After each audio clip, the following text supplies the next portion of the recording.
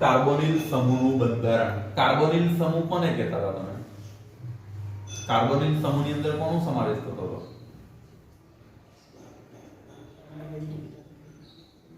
Aldehyde, ketone અને carboxylic acid. એમાં શું લાક્ષણિકતા હતી? કાર્બન અને ઓક્સિજન વચ્ચે ડબલ બંધની હાજરી હતી. કાર્બોનિલ સમૂહ એટલે બેઝિકલી તમારી પાસે આ સમૂહ હતા. અહીંયા કાર્બન આ બીજા કોઈ સાથે જોડાયેલું હોય ને આ તરફ તમારું ઓક્સિજન રહેતું હોય. આ તમારી પાસે કાર્બોનિલ સમૂહનું બંધારણ હતું. આ તરફ તમે કોઈ પણ સ્ટ્રક્ચર લઈ શકો. દાખલા તરીકે CH3 લઈ લો, આ CH3 લઈ લો, આ કીટોન એસિટોન થઈ જતું હતું તમારું. બરાબર ને? આ રીતનું જશું ને. હવે આ વસ્તુને સમજવાના પ્રયત્ન કરીએ તો આનું બંધારણ કઈ રીતનું આવે છે કાર્બોનિલ સમૂહનું. તો આ કાર્બનની ટોટલ તમે જુઓ. પહેલા તો કાર્બનનું તમે જુઓ એનું જે સ્ટ્રક્ચર છે તો અહીંયા કયો પ્રકારનો એ થશે? કયું સંકરણ જોવા મળે છે? કાર્બન કયું સંકરણ ધરાવે છે? કયું સંકરણ ધરાવે છે? sp2 સંકરણ ધરાવે છે. કાર્બનનું સંકરણ કયું છે તમારું? અહીંયાથી sp2 સંકરણ છે. અને ઓક્સિજન ની અહીંયાથી તમે જોઈ શકો છો. તો હવે આના બંધારણની વાત કરવામાં આવે તો બંધારણની અંદર શું થશે તે જુઓ. આ કાર્બન જુઓ, અહીંયા બંને હાઇડ્રોજન પણ હોઈ શકે. અમે એ પણ કહી દઉં છું બંને હાઇડ્રોજન હોઈ શકે, કંઈ પણ હોઈ શકે. એટલે વાસ્તવમાં હું જો બંને ભાગને ડ્રો કરવાની ટ્રાય કરું તો કંઈક આ રીતનું હશે. અહીંથી સમજો આ રચના. આ રીતની કંઈક રચના છે. હવે આની સાથે બીજો કોઈ પણ સમૂહ જોડાયેલો હોઈ શકે. આ તરફ કોઈ પણ ભાગ જોડાયેલો હોઈ શકે. ક્લિયર થયું અહીંયાથી? હવે આ તરફ તમે જુઓ ઓક્સિજન સાથેનું જેનું સંકરણ જોવા મળે છે. હવે શું થશે આની પાસે? આ કાર્બનના આ બે ભાગો પર તો તમે જોડી દીધા. હવે આ જે કાર્બન છે sp2 સંકરણની અંદર આ બંને હમણાં જસ્ટ રિમૂવ કરી આપણે. તો આ બધા બંધો કયા બંધો હશે? સિગ્મા બંધો હશે. બધા બંધ કયા હશે? સિગ્મા બંધ હશે. આની પાસે એક કક્ષક વધશે ને આ રીતના ડમ્બેલ આકારમાં p આકારની કક્ષક. તમને યાદ હોય તો ડમ્બેલ કક્ષક આવી રીતની અંદર હતી. એક આની પાસે વધશે. એક કક્ષક આ રીતની હશે. હવે જો આમાં એક અંદર તરફ હશે ને એક બહાર તરફ હશે. સમજજો. એક રચના અંદર હશે ને એક બહાર હશે. બટ અહીંયા આવી રીતે ડ્રો કરી છે. તે રીતે આની પાસે પણ એક આવી રીતે કક્ષક વધી હશે ને. એક અંદર તરફ હશે ને એક બહાર. સમજજો આખી રચના. એટલે એક આખી કક્ષક અંદર જતી હશે આ રીતના. ને એક બહાર આવતી હશે કાર્બન પાસે. તે રીતે અહીં ઓક્સિજનની પાસે પણ એક કક્ષકો વધી હશે. આ બધા બંધો તો કેવા થઈ ગયા? સિગ્મા. પહેલા તો જુઓ આ બંધ સિગ્મા થાય તો આની રચના કઈ રીતની તૈયાર થઈ તમારી પાસે? સિગ્મા બંધો આ રીતના થઈ ગયા. કઈ આવી પોઝિશન આવી ગઈ. આથી આ બંધોને સમજવાની ટ્રાય કરો. આ બધા બંધો સિગ્મા બંધો હતા. હવે સિગ્મા બંધો હશે તો આ બંધ કોણ કેટલાનો આવશે? 120 ડિગ્રીનો. કારણ કે ટોટલ 360 છે. તમારી આ રચના આખી સમચતુષ્ફલકીય જેવા આકારમાં તૈયાર થઈ જશે. આખી રચના કઈ હશે? સમચતુષ્ફલકીય. અને સમચતુષ્ફલકીયમાં કોણ કેટલાનો આવે છે? 120 ડિગ્રીનો આવે છે. સમચતુષ્ફલકીયમાં આ કોણ કેટલાનો આવશે?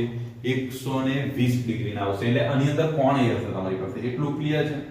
હવે અહીંયાથી જો આ કક્ષકો જે બાકી રહેલી છે તે અહીંયાથી જોડાઈને કયો બંધ બનાવવાની ટ્રાય કરશે?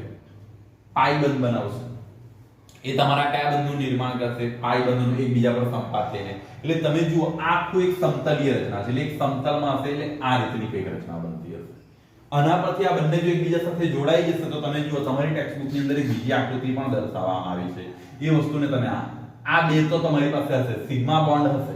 એ ગમે તેની સાથે જોડાયેલા હોય. હાઇડ્રોજન હોઈ શકે અથવા તો આખું કાર્બાઇલ ગ્રુપ પણ હોઈ શકે. CH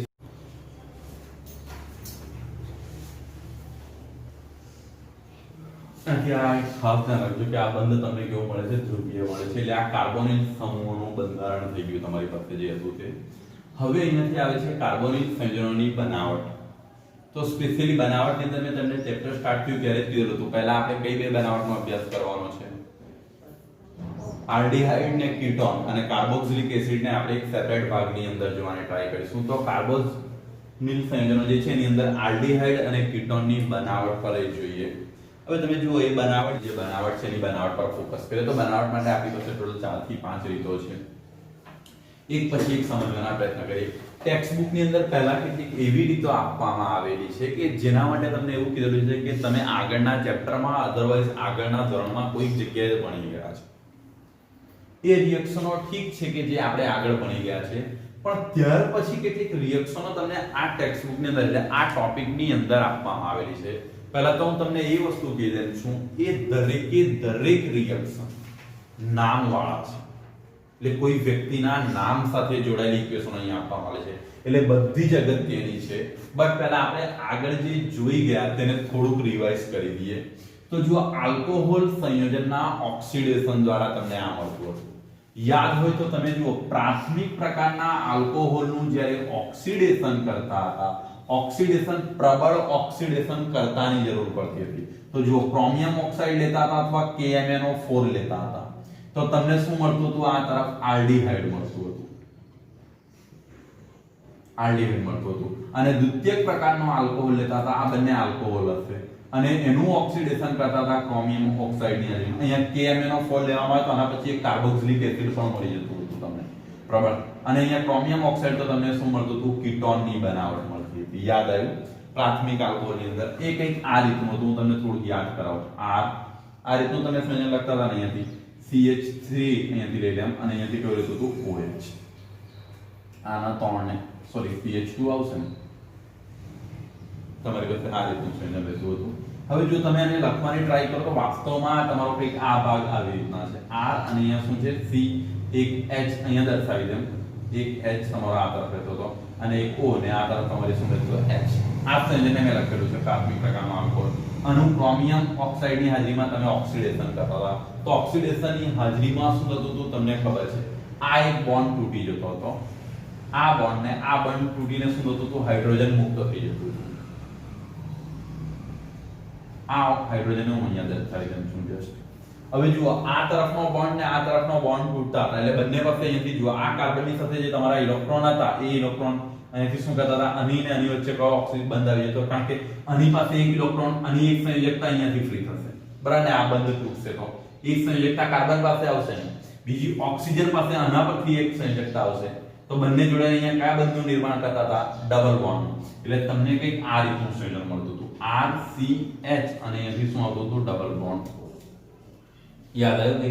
અને તમે આ રીતે પણ લખી શકો, RCHO. આ તમારું શું છે? આલ્ડીહાઇડ. આલ્ડીહાઇડની બનાવટ આ રીતે કરતા હતા ને પ્રાથમિક પ્રકારનો. આ આલ્કોહોલ તમારું જુઓ, તમારું જે કાર્બન આલ્કોહોલ ગ્રુપ એટલે કે જે કાર્બોક્સિલિક ગ્રુપ, સોરી અહીંયા હાઇડ્રોક્સી ગ્રુપ જે કાર્બન સાથે જોડાયેલું છે તે બીજા એક જ કાર્બન સાથે જોડાયેલું છે, એટલે આ કયા પ્રકારનું થતું હતું? પ્રાથમિક. તે રીતે આપણે દ્વિતીયકનું પણ ઉદાહરણ જોયું એટલે સેકન્ડરી પ્રકારમાં. તો સેકન્ડરી પ્રકારમાં તમારી પાસે કંઈક આ રીતની રચના હતી, RC અહીંયાથી H લઈ લઈએ ને આ તરફ તમે RDS લખતા હતા. આ રીતની રચના કંઈક રહેતી હતી. હવે આની સાથે તમે કયું ગ્રુપ જોડતા હતા? આનો જે હાઇડ્રોજન રહેતો હતો આલ્કોહોલ, એટલે તમે કયું લખી દો અહીંયાથી? OH. આ રીતની રચના હતી. હવે જો આને હું થોડુંક સેપરેટ બતાવવાની ટ્રાય કરું, આનો હાઇડ્રોજન આ રીતે દર્શાવી દઉં ને આનો હાઇડ્રોજન મેં આ રીતે દર્શાવી દઉં, બંને ભાગને દર્શાવી દીધા. હવે અહીંયા પણ તમે ઓક્સિડેશન કરતાની મદદ લેતા ક્રોમિયમ ઓક્સાઇડની, તો શું થતું હતું? આ એક બોન્ડ તૂટી જતો હતો ને બીજો આ એક બંધ તૂટતો હતો ને કયો વાયુ મુક્ત થઈ જતો હતો? હાઇડ્રોજન વાયુ મુક્ત થતો હતો, ડાયહાઇડ્રોજન વાયુ. હવે જુઓ, આ કાર્બન પાસે એક બેલેન્સ અહીંયાથી આવ્યું અને આ ઓક્સિજન પાસે એક બેલેન્સ અહીંયાથી વધી, કારણ કે એનો એક બંધ હોય તો આ બંધ બ્રેકડાઉન થયો, એટલે સિમ્પલી અહીંયાથી શું થતું હતું? R C double bond O, કારણ કે એક બોન્ડ તો બીજો એક બંધનું નિર્માણ કરી દેશે, અને અહીંયાથી R D. આ તમારું શું બનતું હતું? કીટોન બનતું હતું. યાદ આવ્યું તમારું? આ તમારું શું હતું? આલ્કોહોલના ઓક્સિડેશન દ્વારા. એની અંદર ખાસ ત્યાં પણ મેં તમને યાદ રાખવાની સલાહ આપી હતી કે પ્રાથમિક પ્રકારના આલ્કોહોલના ઓક્સિડેશન દ્વારા આપણને આલ્ડીહાઇડ મળે છે. સેકન્ડરી પ્રકારના જે આલ્કોહોલ છે એના ઓક્સિડેશન દ્વારા આપણને શું મળે છે? કીટોન મળે છે. MCQ ની અંદર આ મોસ્ટ IMP ક્વેશ્ચન ત્યાં પણ મેં તમને કીધું હતું, અહીંયા પણ હું તમને ફરીથી યાદ કરાવું છું. પ્રાથમિક પ્રકારના આલ્કોહોલનું તમે ઓક્સિડેશન કરશો તો આલ્ડીહાઇડ સંયોજનો મળશે. સેકન્ડરી પ્રકારના તમે આલ્કોહોલનું ઓક્સિડેશન કરશો તમને શું મળે છે? કીટોન મળે છે. ત્યાર પછી તમારી પાસે બીજો મુદ્દો હતો વિહાઇડ્રોજનીકરણ દ્વારા. બીજી એક રીત હતી વિહાઇડ્રો રીત દ્વારા આલ્કોહોલ સંયોજનોનું વિહાઇડ્રોજનીકરણ કરવાનું હતું. એટલે એની અંદરથી બેઝિકલી હાઇડ્રોજન દૂર કરવાનું હતું અને એમાંથી તમને આલ્કોહોલ અને કીટોન મળતું હતું. એની અંદર પણ આ જ કંઈક મેથડ હતી. પ્રાથમિક પ્રકારનો આલ્કોહોલ હશે તો તમને શું મળતું હતું આલ્ડીહાઇડ, બટ એની અંદર તમે આ જે આલ્કોહોલ હતા એને કોના પરથી પાસ કરતા હતા કોપર પરથી પાસ કરતા હતા અને ટેમ્પરેચર કેટલું રાખતા હતા 573 કેલ્વિન રાખતા હતા અને કયો વાયુ મુક્ત થતો હતો ડાયહાઇડ્રોજન, એટલે કે હાઇડ્રોજન વાયુ મુક્ત થતો હતો, એટલે તમે એને વિહાઇડ્રોજનીકરણ તરીકે ઓળખતા હતા। અહીંયા ખાલી આ જ વસ્તુ બદલાય છે, કોપર પરથી પાસ કરવાનું હતું અને ટેમ્પરેચર 573 કેલ્વિન હતું। સેકન્ડરી પ્રકારનું લેશો તો કન્ડિશન આ તમારે કોપર પરથી પાસ કરવાનું હતું અને અહીંયાથી શું હતું તો 573 અને H2 મુક્ત થાય અને અહીંયા તમને શું મળતું હતું કીટોન, યાદ હોય તો તમારે। અને ઇક્વેશન તમારા આના બેઝ પર જ રહેશે। દાખલા તરીકે મેં પ્રાથમિક પ્રકારનો ઇક્વેશન લઈ લીધું કોઈ અહીંયાથી H અને અહીંયાથી આ તરફ તમે જુઓ આની સાથે H ને આ તરફ તમારી પાસે કયો હોય છે OH, આ સંયોજન હશે બરાબર ને। હવે તમે એનું આ રીતે કરવાનું છે વિહાઇડ્રોજનીકરણ, એટલે કોપર લેવાનું 573 કેલ્વિન તાપમાને રહેશે। હવે જો આ બંને તૂટી જશે ને આ બંને તૂટી જશે, પોઝિશન બધી સેમ રહેશે। અહીંયાથી કયો વાયુ છૂટો પડી જશે તમારી પાસે H2 અને અહીંયા કયા બંધનું નિર્માણ થશે ડબલ બોન્ડનું, એટલે RH અને આ તરફ કયો રહેતું તમારી પાસે O, એટલે ઇનડાયરેક્ટલી તમે આને આ પણ લખી શકો RCHO, એટલે આ તમારી પાસે શું હતું આલ્ડીહાઇડ સંયોજનની બનાવટ હતી, યાદ આવે છે। અહીંયા હાઇડ્રોજન વાયુ છૂટો પડે છે એટલે એનું નામ વિહાઇડ્રોજનીકરણ આપેલું હતું। તે રીતે તમે જો સેકન્ડરી ની અંદર પણ આ જ મેથડ તમારી પાસે C અને અહીંયાથી શું હતું તમારી પાસે H અને આ તરફ OH ને RD, આ સેકન્ડરી કેમ કારણ કે બે કાર્બન સાથે જોડાયેલો હશે। અહીંયાથી આ બંધ તૂટતો હતો ને બીજો આ બંધ તૂટતો, સોરી આ બંધ ને આ બંધ તૂટતા હતા, તમારા બ્રેકડાઉન થતા હતા, એટલે તમારી પાસે એક અવિનિપજ આવતી હતી। કન્ડિશન બધી સેમ 573 કેલ્વિન, અહીંયાથી હાઇડ્રોજન વાયુ છૂટવો પડે એટલે અહીંયાથી શું હશે RC અને અહીંયાથી ડબલ બોન્ડ કયો આવી જશે O અને અહીંયા શું આવી જશે RD। આ તમારું શું હતું કીટોનની બનાવટ હતી વિહાઇડ્રોજનીકરણની રીત દ્વારા। આ તમારું કયું હતું ઓક્સિડેશનની રીત દ્વારા આ વિહાઇડ્રોજનીકરણ। કોઈને યાદ છે તૃતીયક પ્રકારના આલ્કોહોલ સાથે શું થતું હતું?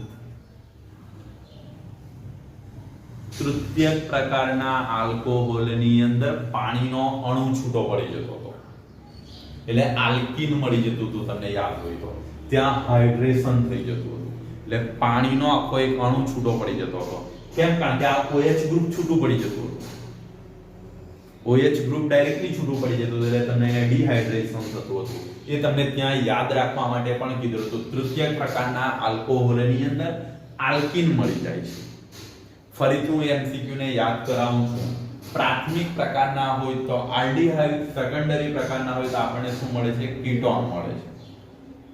અને તૃતીયક પ્રકારના આલ્કોહોલનું જે તમે વિહાઇડ્રોજનીકરણ કરો છો ત્યાં વિહાઇડ્રોજનીકરણ પોસિબલ નથી, તેનું કારણ ત્યાં કીધું હતું, બટ ત્યાં શું થાય છે પાણીનો એક અણુ છૂટો પડી જાય છે લિવિંગ ગ્રુપ બનાવીને અને તમને શું મળી જાય છે આલ્કીન સંયોજનો મળતા હતા। આ તમારી બે મેથડ હતી ઓક્સિડેશન અને વિહાઇડ્રોજનીકરણ। તમે જો કોઈ ટેક્સ્ટ બુકમાં એવું લખી દીધું છે કે તમે આ જગ્યાએ ભણી ગયા છે, એટલે આ થોડુંક ધ્યાન રાખજો, અધરવાઇઝ ઘરે ગઈને વિડિયો જો આજે અપલોડ થઈ જાય તો આજે, નહીં તો કાલે અપલોડ થાય તો કાલે, એટલે ધ્યાનથી જોઈને તમે લખી લેજો, કારણ કે તમે એવું કંઈ કરવા નથી જવાના કે ભાઈ આગલા જોઈ લીધું, ને તમે જો શોધવા પણ જશો ને તો તમને શોધવામાં બી 10 મિનિટ લાગે, એટલે બેટર છે કે તમે તમારી નોટબુકમાં આ ચેપ્ટર અહીંયા લખી જ રાખજો। એટલે એની અંદર તમે ઓઝોન વાયુનો યુઝ કરતા હતા અને થોડી કન્ડિશન અને ધ્યાન રાખીએ।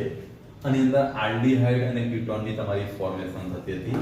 એક તમારી પાસે આલ્કીન સંયોજનોનો યુઝ કરતા હતા અને બીજો આલ્કાઇન સંયોજનો, બે સંયોજનોના યુઝ દ્વારા આ બનતું હતું કંઈ। હવે એ મેથડને તમે ધોરણ 11 ની અંદર શીખી ગયા હતા, છતાં તમે એના પર ફોકસ કરો તો કોઈ પણ એક આલ્કીન લઈ લેમ છું, દાખલા તરીકે હું કોઈ એક આલ્કીન સંયોજન લઈ લેમ છું પ્રોપીન, તો કયું થશે અહીંયાથી CH3, અહીંયાથી શું આવશે તમારી પાસે CH ડબલ બોન્ડ, અહીંયાથી કયો હોય છે CH2, આ તમારું પ્રોપીન સંયોજન છે। હવે અને તમે શું કરતા ઓઝોન વાયુનો યુઝ કરતા હતા ઓઝોનોલિસિસ માટે O3, આ કંઈક યુઝ કરતા હતા।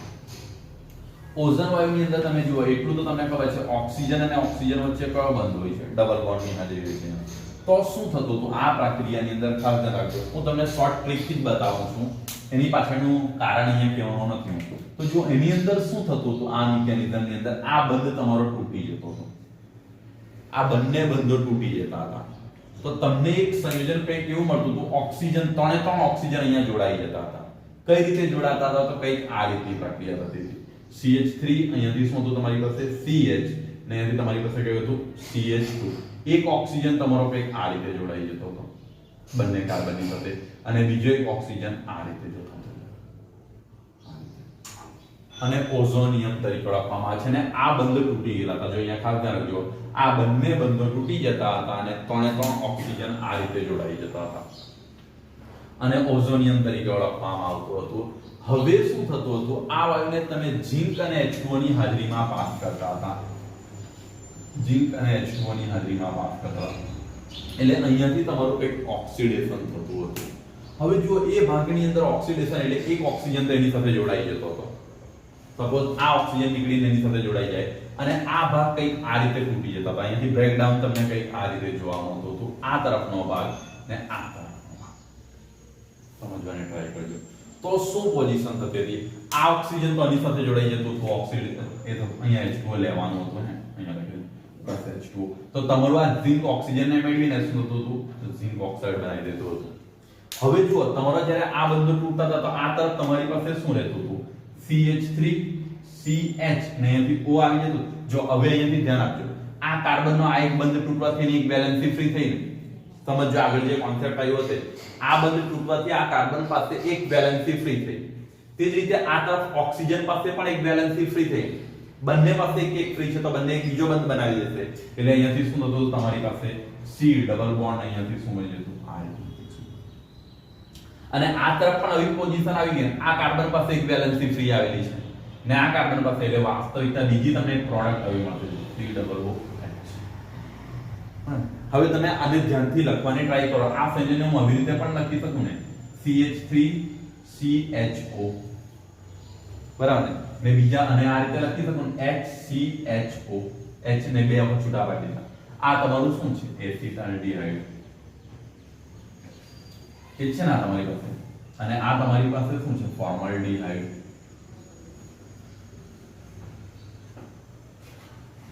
ક્લિયર થાય છે. ઓઝોન લિસિસ ની અંદર આ રીતની કઈક પ્રક્રિયા છે. પહેલા તમે ઓઝોનનો યુઝ કરતા હતા, પછી ઝિંક અને H2O ની હાજરીમાં તમે કઈક પ્રક્રિયા કરતા હતા. આ રીતની તમને એક પ્રક્રિયા જોવા મળતી હતી. જે પ્રોપીન આલ્કિન સંયોજનો કોઈ પણ તમારે લઈ લેવાના હતા તો તેની અંદર આ પ્રકારની તમને એક પ્રક્રિયા જોવા મળતી હતી. હવે જો તમે ઇનડાયરેક્ટલી આલ્કિન સંયોજનોમાંથી શું બનાવ્યું, આલ્ડીહાઇડ બનાવ્યું ને. આલ્કિન સંયોજનોમાંથી કોનું નિર્માણ કરવામાં આવે છે, આલ્ડીહાઇડ સંયોજનોનું તમે શું કર્યું છે, નિર્માણ કર્યું છે. બે પ્રકારના આલ્ડીહાઇડ, બે પ્રકારના મળ્યા, એસિટાલ્ડીહાઇડ અને બીજું કયું મળ્યું તમારી પાસે, ફોર્માલ્ડીહાઇડ. એ રીતના સંયોજનો મળતા હતા. બીજો કોઈ એક આપણે એક્ઝામ્પલ લઈએ. દાખલા તરીકે હું બીજો કોઈ એક એક્ઝામ્પલ લેમ છું, આ રીતના લઈ લેમ છું. CH3 અહીંયાથી લઈ લઈએ આપણી પાસે, અને અહીંયાથી લઈ લેમ છું CH અને ડબલ બોન્ડ. આ તરફ તમે કંઈક લઈ લો CH ને અહીંયાથી લઈ લઈએ છીએ આપણે CH3 લઈ લઈએ. આ રીતનું કોઈ એક સંયોજન લેવામાં આવે છે. ચલો, તો આ સંયોજનને તમે કઈ રીતે લખવાના, અને તમે આ રીતે લખી શકો ને, જુઓ C અને અહીંયાથી આ તરફ CH3 આ રીતે લખી શકો ને. જો આને હું છૂટું પાડી દેમ છું એટલે જેથી આપણે થોડી સરળતા રહે. CH3 અને એક H અહીંયા આવી જશે ને, આ રીતના થશે ને. અહીંયા શું આવી જશે, ડબલ બોન્ડ આવી જશે. અહીંયાથી તમારી પાસે શું હશે, C અને આ તરફ તમારી પાસે કેવું આવી જશે, CH3 ને અહીંયાથી શું આવી જશે, H. આવું આવી જશે. ચલો, અહીંયાથી એક કામ કરો, એક તરફ બંને ગ્રુપ CH3 લઈ લઈએ. આ રીતનું. હવે જો તમારે અહીંયાથી હું આખી રિએક્શનને એક જ સ્ટેપમાં લખવાની ટ્રાય કરું છું. આપણને બે વસ્તુની જરૂર પડે છે. એક ઓઝોનિયમ વાયુ જરૂર પડે છે, બીજું આપણને આની જરૂર પડશે. બંને કન્ડિશન હું એક સાથે લખું છું અને તમને હું શોર્ટમાં બતાવું છું અને આન્સર કઈ રીતે લખવાના. H2. તમારે કંઈ કરવાનું નથી. અહીંયા જુઓ, ઓક્સિજન અને ઓક્સિજન વચ્ચે કયો બોન્ડ હોય છે, ડબલ બોન્ડ હોય છે ને. આમ ધ્યાન આપો, એક ઓક્સિજન તેમ પણ ઝિંક સાથે જોડાઈને મુક્ત થઈ જશે. ઓઝોન માનો એક ટોટલ 3 ઓક્સિજન હોય છે, એક તો ઝિંક સાથે મુક્ત થઈ જશે, બાકી એટલે ઓક્સિજન ઓક્સિજન વચ્ચે ડબલ બોન્ડ હશે. તમે કંઈ જ કરો નહીં, આ બંનેના ડબલ બોન્ડ તોડી મૂકો. આ બંધ તોડી એક ઓક્સિજન અને આપી દો, એક ઓક્સિજન અને આપી દો. ડાયરેક્ટ તમે છેલ્લા સ્ટેપ પર પહોંચી જશો. તો જુઓ, તમારી નિપજ કઈ રીતે બની જશે, અહીંયાથી C અને આ તમને શોર્ટકટમાં કહી દઉં છું, આ રીતે લખી દેવાનું. CH3 અને અહીંયાથી કયો હશે, CH3 અને આ અને આપી દેશો તો આ કયા બંધથી જોડાઈ જશે, ડબલ બંધ. આ એક સંયોજન. અને આ તરફ પણ તમારી કઈ પ્રોડક્ટ થઈ જશે, O ડબલ બોન્ડ C અને અહીંયાથી કયું થઈ જશે, CH3 અને અહીંયાથી કયું તમારી પાસે H. આ રીતના થઈ જશે. એટલે જુઓ, આ તમારું શું થઈ ગયું અહીંયાથી. અને તમે ધ્યાન આપો તો આને આમ પણ લખી શકો ને, આ સંયોજનને CH3 અહીંયાથી C ડબલ બોન્ડ O અને CH3 આવી રીતે લખી શકું ને આને. આ CH3 में પેલી સાઈડ આ કાર્બન પદ હશે, આ ડબલ બોન્ડ ને આ તરફ લખી નાખ અને આમ લખી શકું CH3 CHO. તો જુઓ આ તમારું શું બની ગયું કીટોન ને આ તમારું શું બની ગયું આલ્ડીહાઇડ. ખબર પડી? એટલે ઓઝોનોલિસિસ ની મદદથી તમે આ પ્રકારના સંયોજનોનું નિર્માણ કરી શકો છો. આલ્ડીહાઇડ અને કીટોનની બનાવટ કરી શકો છો. એની અંદર આપણે કોના માટે જોઈએ છે? આલ્કીન સંયોજનોમાંથી જોઈએ છે. ચલો એક હું બીજું એક્ઝામ્પલ લઉં છું, તમે ડાયરેક્ટ એને શોર્ટમાં લખવાનો પ્રયત્ન કરજો. આ રીતનું કંઈક એક એક્ઝામ્પલ લેવામાં આવે છે. એની અંદર આવું એક ઉદાહરણ લઈ લઈએ છીએ. તમને ડાયરેક્ટ આની બનાવટ લખતા આવડી જવી જોઈએ, કારણ કે ધોરણ 11 માં આનું મિકેનિઝમ હતું અને ત્યારે આપણું તમને કેટલું ધ્યાન છે મને ખબર નહીં, પણ આપણને એટલું હવે અહીંયાથી ડાયરેક્ટ લખતા આવડી જાય. કન્ડિશન હું બે આપી દઉં છું તમારી પાસે. એક ઓઝોન વાયુની હાજરી જરૂરી છે અને બીજું તમારી પાસે કેવું જોઈએ છે ZnH2O. આ રીતનું સંયોજન છે. હવે તમારે આની બનાવટ લખવાની છે, તો તમારે કંઈ વિચારવાની જરૂર જ નથી. તમે શું કરો, ઓક્સિજનને આની પડોશમાં મૂકી દો. જો આ રીતે ઓક્સિજનને તમે અહીંયા પડોશમાં મૂકી દો, આ એની વચ્ચેનો ડબલ બોન્ડ, આ બંને બંધો. જો અહીંયા બધે હાઇડ્રોજન તો હોય છે, તમને ખબર છે. કાર્બનની સાથે શું જોડાયેલું હોય છે? હાઇડ્રોજન. અહીંયા કાર્બન પણ છે, C પણ છે ને H પણ અહીંયા છે. હવે શું કરશો તમે? આ બંધને તોડી મૂકો તો એક ઓક્સિજન આની સાથે આવી જશે, એક ઓક્સિજન આની સાથે આવી જશે. એટલે તમારી પ્રોડક્ટ કઈ બની જશે? અહીંયાથી જુઓ કઈ આ રીતના બની જશે. અહીંયા C, જો C અને H તો પહેલેથી હતા, બીજું કોણ જોડાઈ ગયું? ઓક્સિજન જોડાયું ને, તે ડબલ બંધથી જોડાશે. બટ હું અહીંયા આવી રીતે લખી દઉં છું. એટલે તમારું આ રીતનું એક પ્રોડક્ટ, એટલે તમને અહીંયાથી આવી પ્રોડક્ટ મળી જશે. ખબર પડી? એટલે કોઈ પણ સંયોજન આવે તમને એનું શોર્ટમાં ડાયરેક્ટલી તમે લખી શકવા જોઈએ. અહીંયાથી પણ જો તમે આ સ્ટેપને ગાયબ કરી દેતો, સપોઝ મારે ડાયરેક્ટ છેલ્લું સ્ટેપ આન્સર લખવું હતું, તો આમાં હું શોર્ટ ટ્રીક વાપરી શકું. કઈ રીતે હું શોર્ટ ટ્રીકનો યુઝ કરતે? અહીંયા ઓક્સિજન ઓક્સિજન હું દર્શાવી દેતો ડબલ બોન્ડની હાજરી. આ બંધને તોડી દો, આ બંધને તોડી દો, એક ઓક્સિજન આની સાથે આપી દો, એક ઓક્સિજન આની સાથે આપી દો, તો તમારું શું થાય? અહીંયાથી CH3 CHO ડાયરેક્ટલી લખી દે ને, એમ વાસ્તવમાં ડબલ બંધથી જોડાય. અહીંયા શું થશે? H બે હતા ને H2, એટલે હું એને બે છૂટા પાડે HCHO કરી દે. આવી ગયું તમારું લાસ્ટ સ્ટેપ. એટલે આ ઓઝોનોલિસિસ ની અંદર આ રીતની કઈ પ્રક્રિયા થતી હતી. ખબર પડી? એની અંદર આ પ્રક્રિયા તમે ધોરણ 11 ની અંદર ભણી ગયા હતા, એટલા માટે મેં તમને બે એક ઉદાહરણ વધારે આપ્યા. આગળની જે બે રિએક્શન હતી એ તમે 12મા માં આગલા ચેપ્ટરમાં જ ભણી ગયા હતા, એટલે એના માટે એટલી ડિટેલમાં જવાની જરૂર નહીં હતી. પરંતુ ઓઝોનોલિસિસ એ ધોરણ 11 નો એક ભાગ હતો, જેની અંદર આ રીતની રાસાયણિક પ્રક્રિયાઓ થતી હતી. હવે આલ્કીન લીધું, તે રીતે આલ્કાઇન સંયોજનોમાં પણ આ વસ્તુ શક્ય છે. તો એના માટેની આપણે પ્રક્રિયાઓને જોવાનો પ્રયત્ન કરીએ. આલ્કાઇન સંયોજન. આલ્કાઇન સંયોજનોની અંદર કયા ટ્રિપલ બોન્ડની હાજરી હોય છે કે ડબલ બોન્ડની હાજરી હોય છે? ટ્રિપલ બોન્ડની. એટલે કેવા સંયોજનો હશે? અહીંયાથી HC અને અહીંયા ટ્રિપલ બોન્ડ અને અહીંયા શું કરે? CH. પ્રક્રિયાની કન્ડિશન સેમ, પહેલા ઓઝોન વાયુમાંથી પાસ કરો. બટ અહીંયા શું થશે ખબર? બંધો તૂટશે ખરા, પણ આ બંધો પાઈ બંધ નહીં તૂટે, આ બંધ નહીં તૂટે. આ એક બંધ તૂટી જશે ને આ એક બંધ તૂટી જશે. સમજો, અહીંયાથી ત્રણ બંધો છે ને તમારી પાસે, હું ફરીથી દોરું છું. કાર્બનની વચ્ચે ત્રણ બંધ છે, 1 2 અને 3. આ રીતે ટ્રિપલ બોન્ડ છે ને, આની અંદર પણ સેમ પેલા જ, પણ પેલામાં તમે યાદ હોય તો બંને બંધો તોડી દેતા હતા. અહીંયા એવું નહીં થશે. આ એક બંધ તૂટશે ને આ એક બંધ તૂટશે, વચ્ચેનો સિગ્મા બંધ એમાં જ રહી જશે. એટલે પોઝિશન કઈ આવી જશે તમારી પાસે? CH. અહીંયા આ બંધ ટકશે CH અને ઓઝોન વાયુ દાખલ થઈ જશે. સેમ જે પોઝિશન હતી તે જ પોઝિશન અહીંયા પણ પકડાઈ જશે, ઓઝોન વાયુ દાખલ થઈ જશે. ક્લિયર? ખબર પડી? હવે અને એ જ કન્ડિશન તમે જો ઝિંક અને H2O ની પાસથી પાસ કરો, ઝિંક પ્લસ H2 આ રીતે પાસ કરશો, તો અહીં શું થશે? ઓક્સિડેશન. એટલે આ ઝિંક આ ઓક્સિડન્ટને પકડી લેશે, પોતાની સાથે લઈને ચાલતો પકડો. હવે જે બંધો તૂટશે ને તમારો, જો આ આખો ભાગ નહીં તૂટે, હવે આ તરફનો જ ભાગ, આ ભાગ, આ ભાગ, તે રીતે આ ભાગ ને આ ભાગ તમારો. એટલે વાસ્તવમાં તમારી પાસે શું થઈ જશે? જો આ બંને એમને એમ જ રહી જશે. એટલે અહીંયાથી સમજવાને ટ્રાય કરજો. C અને H ને આ તરફ તમારી પાસે આ બંને એમ જ રહી ગયું. કન્ડિશન સમજ પડી? જો મેં પહેલા આ બંને ભાગ લખી દીધા, આ વચ્ચેનો બંધ. હવે તમે વિચારો, આ કાર્બનની એક વેલેન્સી અહીંયાથી ફ્રી થઈ છે ને, ને આ ઓક્સિજનની એક વેલેન્સી અહીંયાથી ફ્રી થઈ છે કારણ કે આ બંધ તૂટેલો છે. પહેલામાં તમે જો આખું રાઉન્ડ મારી દેતા હતા, અહીંયા કટ મારીને માર્યું તો જો આ કાર્બનની એક વેલેન્સી આ ઓક્સિજન પાસેથી આવી છે અને આ ઓક્સિજન પાસે એક વેલેન્સી અહીંયાથી વધી છે. તો કાર્બન અને ઓક્સિજન વચ્ચે કયા બોન્ડનું નિર્માણ થઈ જશે? ડબલ બોન્ડનું નિર્માણ થઈ જશે. એટલે અહીંયાથી તમારી પાસે શું આવશે? C double bond. આઈડિયા આવે છે? સ્પેસ પોઝિશન સેમ આ તરફ સિચ્યુએશન બનશે. એક કાર્બન પાસે આ એક ઓક્સિજન ને આ એક ઓક્સિજન તમારું છૂટું પડી જશે. આ રીતનું છે આવશે. આનું તમે જુઓ CHO અને અહીંયાથી શું લખીશું? CH. આ રીતનું છે તમારી પાસે. અને ગ્લાયકોલ તરીકે ઓળખવામાં આવે છે, કદાચ કોઈને યાદ હોય તો. આ રીતનું તમારું આ સંયોજન રહેતું હતું. આની અંદર તમને આઈડિયા આવે છે. તે રીતે બીજું કોઈ એક સંયોજન લઈ લેવામાં. સપોઝ અહીંયાથી લઈ લેશું CH3 CH, અહીંયાથી ટ્રિપલ બોન્ડ CH કેટલું લઈ લઈએ અહીંયાથી આપણી પાસે C. અહીંયા એક મિનિટ ત્રણ બંધ આવી જાય એટલે આ જ આવશે અને તમારી પાસે કેવું આવી જાય? CH3. આવું એક લઈ લેવામાં આવે.